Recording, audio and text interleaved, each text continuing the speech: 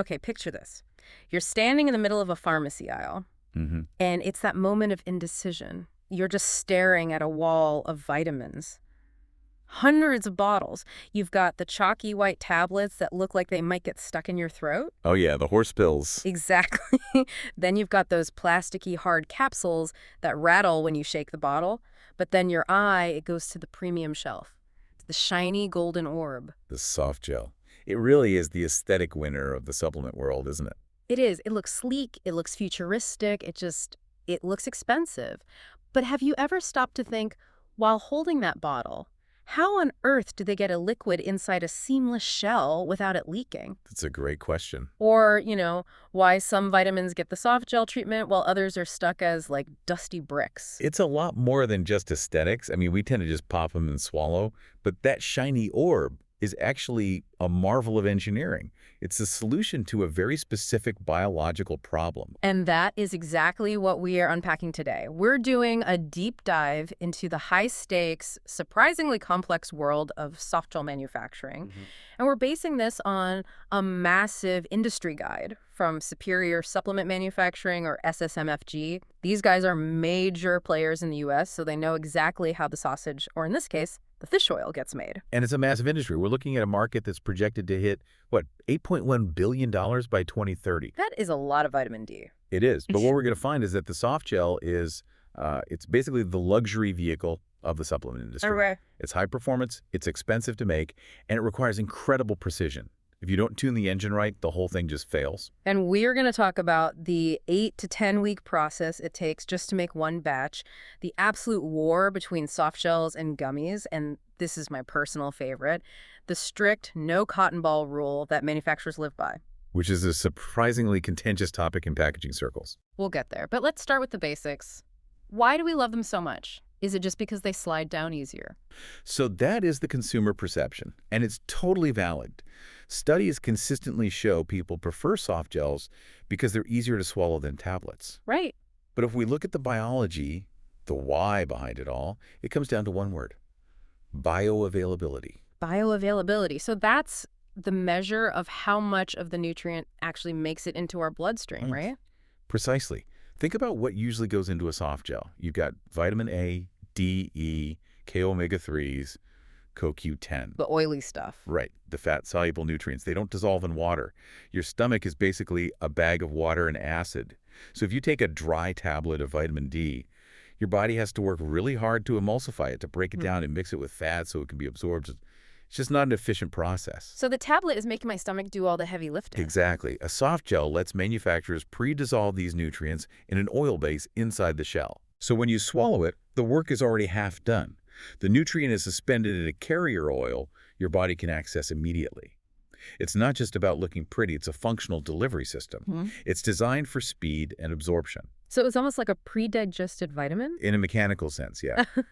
And beyond absorption, there's the issue of protection. The guide refers to the soft gel as a hermetic seal. A fortress. A fortress, exactly. Think about fish oil. What happens if you leave a bottle of liquid fish oil open on the counter? Oh, it smells like a harbor at low tide. It goes rancid. It's fast. Oxygen is the enemy. Oxidation destroys the nutrient value and, makes it taste terrible. The soft gel shell seals out oxygen, it seals out moisture, and it seals out light. Okay. A hard capsule, the kind you can pull apart with your fingers, that's not airtight. Air gets into the seam where the two halves meet. So if I'm buying high-quality omega-3s in one of those two-piece hard capsules, I might be buying slightly spoiled oil. You're certainly taking a risk with freshness that you wouldn't be with a soft gel. It's basically a spacesuit for the vitamin. It keeps the hostile environment out. I love that, a spacesuit for the vitamin. But the source material mentions it's not just oil anymore. We're seeing powder-filled soft gels, which that feels counterintuitive. If you have a powder, why not just use a cheap capsule? This is where the engineering gets really cool. They use something called micro-encapsulation. So let's say you have a probiotic or an enzyme.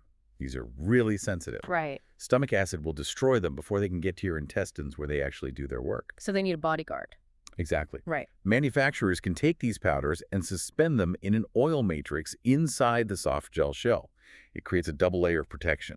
The shell protects the oil, and the oil protects the powder. And the guide mentions combination formulations too, like mixing liquids and powders? Yes. This is a huge trend. Yeah. You can put a liquid fish oil and a powdered multivitamin into the same soft gel shell. The all-in-one breakfast pill? Theoretically, yeah. It Yeah. solves that pill fatigue problem where people are just tired of opening 5 different bottles every morning. Okay, so we know why they're great. They protect the goods. They help us absorb them. But let's talk about making them. Because looking at this timeline in the source, wow. If I decide today that I want to launch the deep dive vitamin C soft gel, I can't have it next week. Absolutely not. You are looking at a lead time of roughly 8 to 10 weeks for a first-time production run. 2.5 months. Why? It's just mixing stuff and squishing it into gelatin, isn't it? We build cars faster than that. It's mostly the testing and the science. The actual manufacturing, the squishing, that only takes a few days. But let's walk through the lead-up. First, you have formulation. Okay. They have to assess if the ingredients will even play nice together. Like, will they explode if we mix them? Or will they turn into a useless sludge? Or will the filling react with the shell?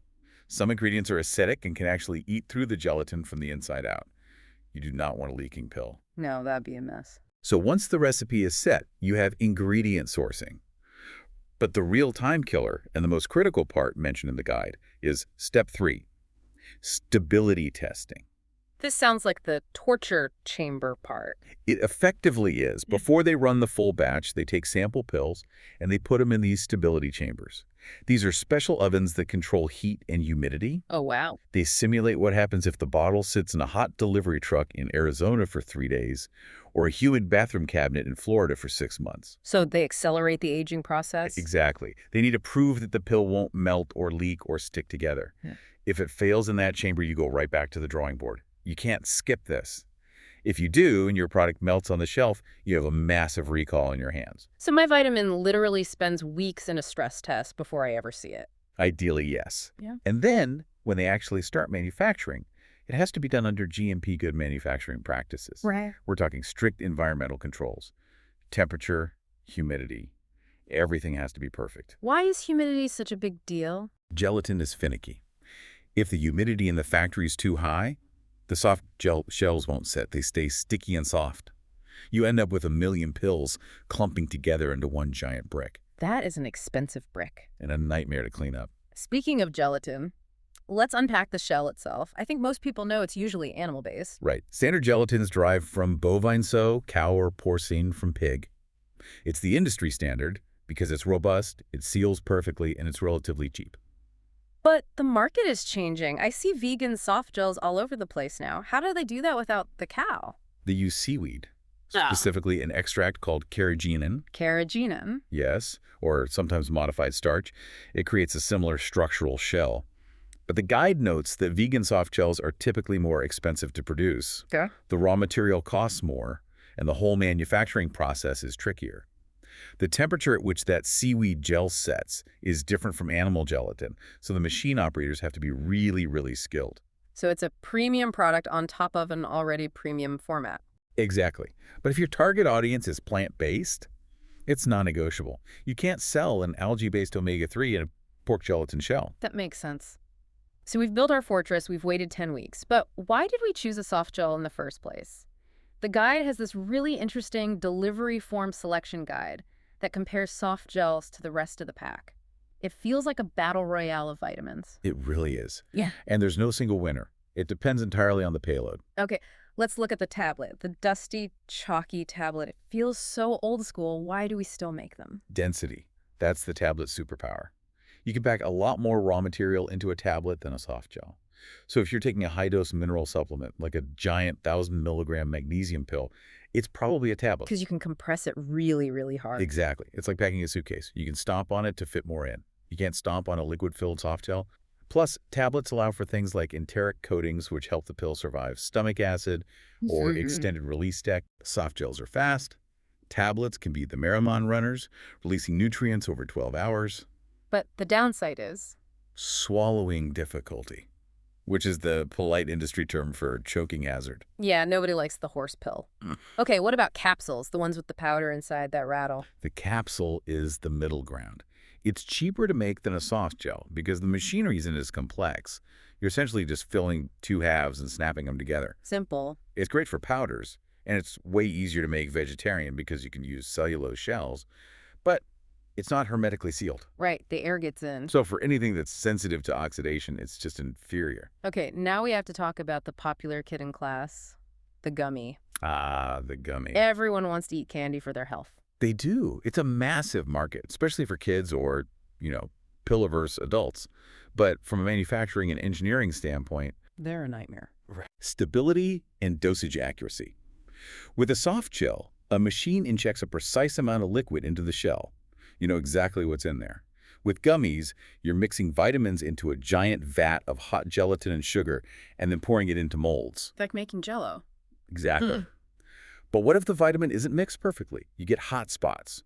One gummy might have too much vitamin, the next one might have none. Plus, the heat of the cooking process can degrade the vitamins before they even cool down. So you might be eating a gummy that tastes like strawberry but has zero nutritional value left in it. Well, manufacturers often have to overage. They put extra vitamins in at the start, just hoping enough survives the heat to meet the label claim. And then you've got the sugar content and the fact that humidity just ruins the texture. So the soft gel is the precision instrument and the gummy is a treat. It's a tasty delivery mechanism, but with significant limitations. And lastly, liquids. The specialist. Great for the elderly who can't swallow pills at all. Immediate absorption. But carrying around a glass bottle of liquid, it's messy, it's heavy, and it spoils really fast once you open it. So if you're a brand, you're constantly weighing these trade-offs. You've got cost versus appeal versus science. And that leads us to the business side. Because as much as we love the science, this is a business. Yeah. And the source makes it very clear. Soft gel manufacturing is not for the faint of heart or the light of wallet. Yeah, I saw the minimum order quantities or MOQs. I was thinking, oh, maybe I'll make a small batch for my friends. Not unless you have a lot of friends. Yeah. The source mentions a run might require, 300,000 to 500,000 soft gels for a bulk order. 500,000 pills. That is the scale required to make the economics work. Setting up the tooling, the die rolls, it takes hours. Die rolls. Those are the metal molds that press the gelatin sheets together to form the pill. Changing those out is heavy work. Cleaning the tanks takes time. Preparing the gelatin mass takes hours just to heat up and deaerate to remove all the air bubbles. If you don't remove the air bubbles, the shells look bad. They look bad and they're weak. So you can't just turn the machine on for 5 minutes to make 100 bottles. The setup cost is fixed. It's like printing a newspaper. The first copy costs $1 million. The next million copies cost a nickel. That makes perfect sense. That's why the cost factor for soft gels is listed as moderate to high. But the guide does say recurring orders are faster. Yes. Once you're set up, it drops to 2 to 6 weeks. The formulation is done. The stability testing is done. Now it's just logistics. But even that requires strategy. The guide talks about forecasting for cold and flu season. Right. You can't realize in November that you need more vitamin C. If you order in November, you'll get your product in January when everyone is already feeling better. You completely miss the market. Okay, I want to pivot to the packaging because there's a very specific rule in this guide that caught my eye, and I just found it weirdly specific. The cotton ball rule. Yes. SSMFG explicitly says, do not use cotton in soft gel packaging.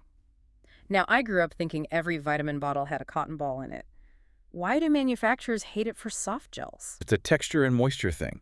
So gelatin is hygroscopic. It loves water. It will pull moisture right out of the air. Cotton fibers can trap moisture too. So they stick together. Worse. The cotton fibers physically stick to the soft gel casing. Oh, that sounds really unpleasant. It is. Imagine pulling a sleek, premium soft gel out of the bottle, and it's covered in this fuzzy white lint. It's perfectly safe. It's not toxic or anything, but from a consumer experience standpoint, it's gross. They call it off-putting. Off-putting is a very polite way to say, I'm not eating that. Exactly. The soft gel is supposed to be smooth. You don't want it to be fuzzy. So how do they protect them during shipping if they can't use the cotton for cushioning? The bottle itself does the work. They use rigid plastics like HDPE or PTT, which are excellent moisture barriers, or, for the really premium stuff, glass. Glass feels very fancy. It does, and it's the best for light protection. But there's also blister packaging. You know, the push-through foil packs. Oh, I love those. It feels very clinical. It's actually better for stability. With a bottle, every time you open the cap, you let in fresh oxygen and humidity. With a blister pack, every single pill is sealed in its own nitrogen flush pod until the second you take it. So the last pill is as fresh as the first one. Exactly. But in the U.S., bottles are still king. We like to buy in bulk. We do like our Costco-sized vitamins, so no cotton, just a good, solid bottle. Now, looking forward, this industry isn't slowing down. We mentioned the 6.2% growth rate. What's the future of the soft gel? Are we going to see, like, floating soft gels, Bluetooth soft gel? Maybe not Bluetooth just yet, but we are seeing nano encapsulation. Nano encapsulation, that sounds like something out of a Marvel movie. It's a way of breaking down the particles inside the soft gel to be microscopic, nano-sized. This goes right back to bioavailability. The smaller the particle, the easier it is for your body to absorb. So you could take a smaller pill, but get more benefit because your body absorbs almost 100% of it. Efficiency. And another trend is flavoring. Flavoring. But you swallow them whole. Why does the flavor matter? Smell. Smell is a huge part of the experience. If you open a bottle of fish oil soft gels, sometimes that smell just hits you in the face. It's heavy. The dreaded fish burp smell. Right. Manufacturers are now using advanced flavoring and scenting technologies to mask that. They'll infuse the shell with lemon or strawberry. So when you open the bottle, maybe it smells like a citrus grove, even if you just swallow the pill whole. That makes a huge difference. If the bottle smells bad, I'm less likely to open it the next day. Exactly. And the last trend the source mentions, which is kind of clever, is reverse engineering. This sounded a bit like corporate espionage to me. It's standard practice. Manufacturers can take a competitor's product, say a top-selling multivitamin, analyze it in the lab, see exactly how it's built, what the shell ratio is, what the oil blend is, and then figure out how to make it better or cheaper. I see your vitamin D and I raise you a nano-encapsulated vitamin D with a lemon scent. Precisely. It keeps the whole industry competitive. You can't just rest on a good formula because someone is actively analyzing it to beat you. So let's bring this all together. We started with the shiny orb in the aisle. The sports car of supplements. Right. It looks great. It's fast-acting because of that pre-dissolved bioavailability, but it's high maintenance. It needs climate control, it needs all that stability testing, and it costs more to build than the trusty sedan, the tablet. That's a perfect summary. And for you, the consumer, the takeaway is that the form matters. When you're choosing between a gummy, a tablet, and a soft gel, you aren't just choosing a texture.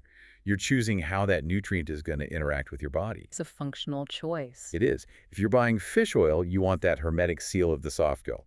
If you're buying magnesium, you probably want the density of the tablet. And if you're buying a gummy, you just want a treat. And that's okay too sometimes. Just don't leave them in the car on a hot day. So here's something to think about the next time you pop your morning vitamin. Look at that little capsule. Think about the fact that the shell might be made from seaweed harvested from the ocean or from bovine gelatin. Think about the fact that it sat in a stability chamber for 2 months being tested against heat and humidity just to make sure it wouldn't melt in your bathroom cabinet. And think about the fluid dynamics inside that prevent it from leaking. It really is a tiny engineering marvel. And it leaves me wondering, if they can now put powders inside oil-filled spheres and mix multiple formulations into one shell, what are we going to be swallowing 10 years from now? Are we going to see that all-in-one super pill that just replaces breakfast entirely? With the way nanotech is going. Never say never. I'll keep my eyes peeled in the aisle. Thanks for joining us on this deep dive into the world of soft gels. Always a pleasure. Stay curious, everyone. We'll catch you on the next one.